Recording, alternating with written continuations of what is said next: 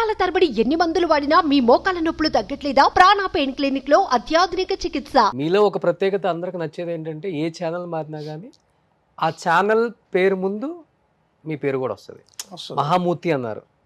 అక్కడ చేసింది చాలా తక్కువ టైం 11 months అంతే. అంతకుముందు ఎన్టీవీ చేశారు, ఏబిఎన్, ఎన్టీవీ, ఈటీవీ, ఇది 5th ఛానల్. ఎన్టీవీ, ఏబిఎన్, మహా ఎన్టీవీ, అదే 5th ఛానల్ అంతే. TV5 5th channel. కానీ జర్నీ ఎక్కువే అన్ని ఛానల్స్లో. నేను ఈటీవీలో 12 years చేశా. ఈటీవీలో ట్రైనీ సబ్ ఎడిటర్ నుంచి స్టేట్ చీఫ్ ఆఫ్ బ్యూరో వరకు చేశా 12 years. ఓకే. ఎన్టీవీ 2 years, అంటే దాని ఇన్సెప్షన్ ముందు నుంచి అక్కడ వర్క్ చేశాను నేను. ఎన్టీవీ డిజైన్ చేసిన దగ్గర నుంచి ఉన్నాను.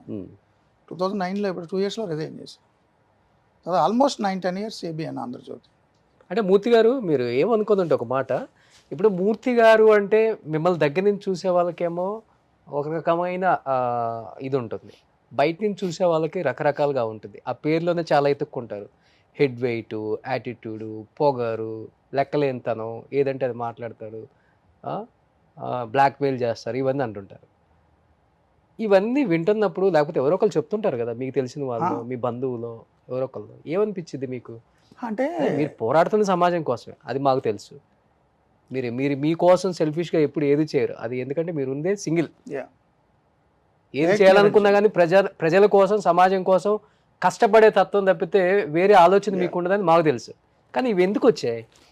అంటే ఎవరైనా ఇప్పుడు నేను ఒక పార్టీనో ఒక లీడర్నో క్వశ్చన్ చేశాను అనుకోండి, ఆ పార్టీ అభిమానులు, కార్యకర్తలు, ఆ లీడర్ అనుచరులు బాధపడతారు. బాధపడి జనరల్గా జర్నలిస్టులు అంతా ఎదవలే, డబ్బులు అడిగారు కాబట్టి బ్లాక్మెయిల్ చేసాడు, ఇవ్వలేదు కాబట్టి చేసాడు అనేస్తారు జనరల్గా. బట్ నన్ను ఇప్పటివరకు ఎవరు కూడా బ్లాక్మెయిల్ చేసాను అనలా. బట్ ఆ పార్టీ మనిషి, ఈ వర్గం మనిషి, ఈ కులం మనిషి. కులం ఏంటండి? 2024లో ఉన్నాం. అంగారకుడి మీద మనిషిని పంపుదాం అనుకున్నాం. ఏం కులం?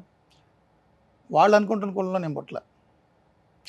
యాక్చువల్ నాకు కులం లేదు, కులం గురించి నేను మాట్లాడను. పోనీ వాళ్ళు అనుకునే కులాల్లో కూడా నేను లేను. ఓకే, వాళ్ళ యాంగిల్లో కూడా. సో ఎవరు పడితే వాళ్ళు మాట్లాడుకుంటారు, దానికి మనం ఏం చేయలేం కదా. ఓకే. అండ్ ఇంకొకటి ఏంటంటే, నా ఇన్నేళ్ల జర్నలిజం జీవితంలో నేను ఎవరి దగ్గర కాఫీ టీ కూడా తాగలే. నాకు అవసరం కూడా లేదు.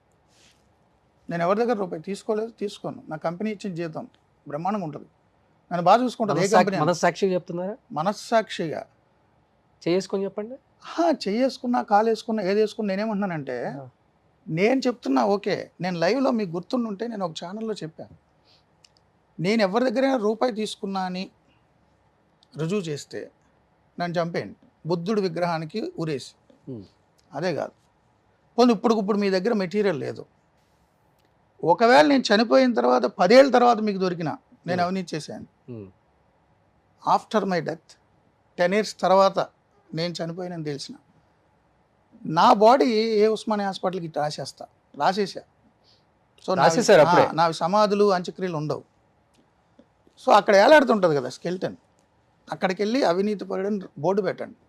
నేను పోయిన తర్వాత కూడా ప్రూవ్ చేసుకోగలిగితే అది నా ఛాలెంజ్. నా మనస్సాక్షి ఉంది, నేను మీకే ఇస్తున్న ఛాన్స్.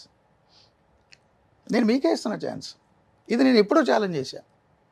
ఎప్పటికైనా సరే, నేను బతికుండా కానీ, నేను పోయిన తర్వాత కానీ, వీడు సో అవినీతి చేశాడు, సో వాళ్ళ దగ్గర బ్రైబ్ తీసుకున్నాడు అని ప్రూవ్ చేస్తే బతుకుండగా చంపండి, చచ్చిపోయింది ఏదైతే ఇక నాకు జర్నలిజంలో బతుకు లేకుండా అవినీతి పడని ముద్రేయండి. No objection at all. Suman టీవీలో మీ పర్సనల్ అండ్ బిజినెస్ ప్రమోషన్స్ కోసం కింది నెంబర్కి కాంటాక్ట్ చేయండి.